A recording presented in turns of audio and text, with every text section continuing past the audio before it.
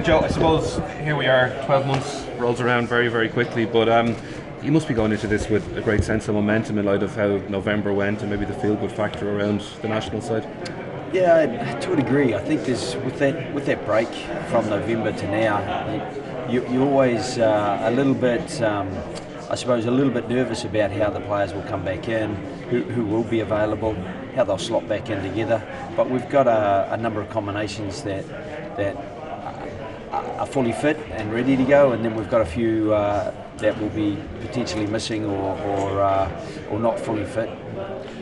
Any major concerns in that regard, or is it just the usual bumps and bruises that you'd expect at this time of the year? Yeah, it's mostly just the bumps and bruises. So not everyone trained Monday, Tuesday, but we're hoping by the end of the week, pretty much everyone will be training or will be fully fit for training to start the following week. So, that's probably how it looks at the moment, but we'll have a better idea once we get there. Yeah, we can go through the squad and, people will talk about maybe the absence of Sean Crone, and it gives new guys an opportunity to come in, talk about depth there. People might talk about, just say for example, out half, the very fact that you've just gone with two, is that an indication in-house that Johnny's fit and raring to go, or Johnny will be fit and raring to go? Yeah, we're pretty confident, very confident that he'll be fit to go.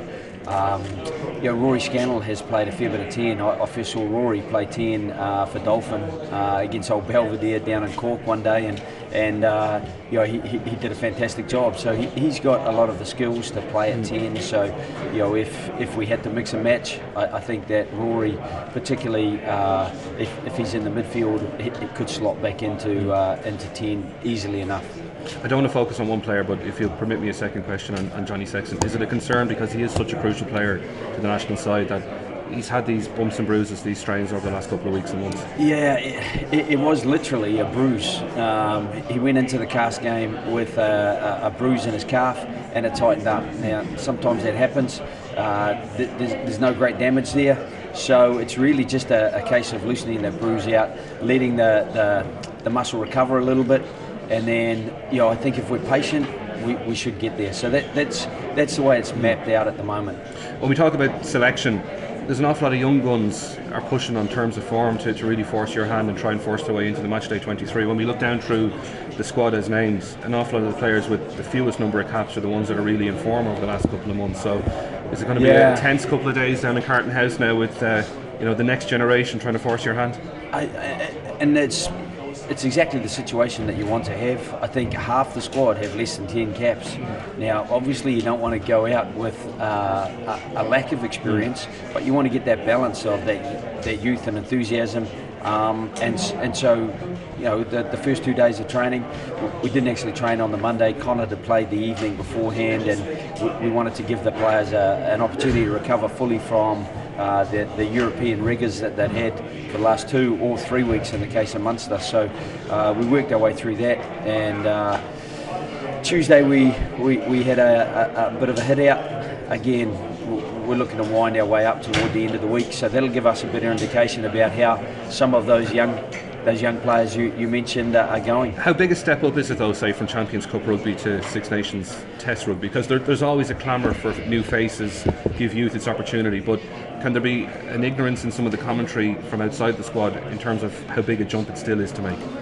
I don't think it's ignorance. I think it's excitement.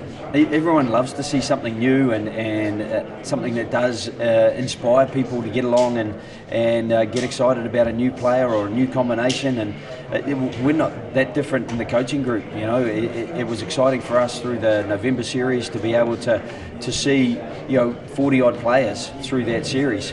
And I think when we did lose players, and you mentioned Johnny, for example, against Australia, I thought Paddy Jackson stepped up and did a really super job. We lost Jared Payne, but Gary Ringrose was doing a super job. We lost Robbie Henshaw, and Gary Ringrose slotted in either side. So in the end, that's what we want to be able to do. We want to be able to have players who have the versatility to switch around, but also be very, very good in their core role. I think we're closing in on 40 debutants in your 3 and a bit years in charge. Are you at the level of depth now and the scale of the squad at your availability that you want I know there's always room for improvement, but are you pretty close to where you want to be in terms of the number of players available to you? I think in some positions, you always want more because you always know you're 2 injuries away from still being in a little bit of trouble. But there are still positions where we're 1 injury away from certainly having quite a big difference in experience, and that's always a bit of a concern. So we're going to keep trying to build that, but you don't want to build or experiment, unnecessarily in Six Nations. It's so tough. I think it is an incredible competition, fantastic competition, incredibly tough to win.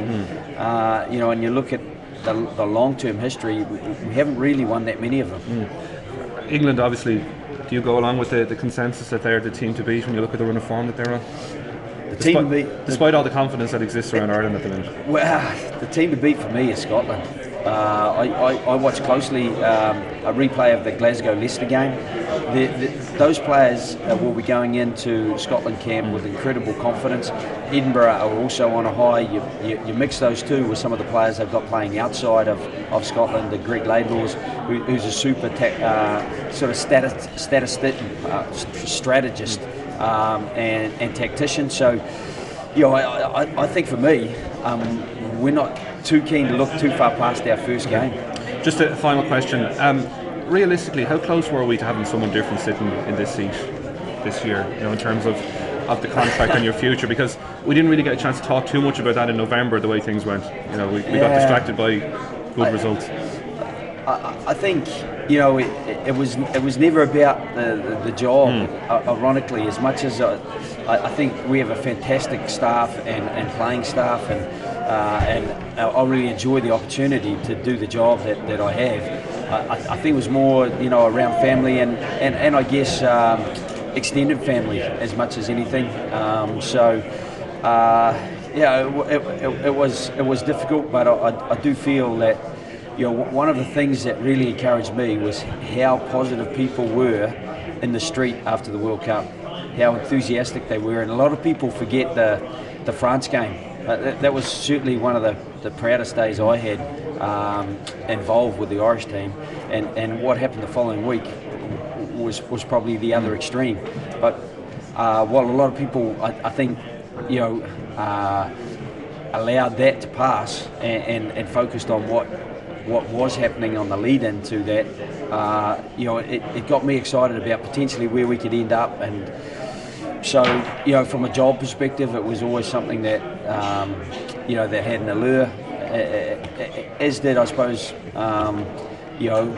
doing something a little bit different. I was a bit worried the players were probably sick of me, because I think every coach has a bit of a lifespan, and I thought someone fresh might actually add more value. But I think we have got a bit of freshness now with Andy Farrell having come in as well, and hopefully we can keep things exciting for the players, and as a consequence of that, the crowds will get thoroughly entertained at the same time.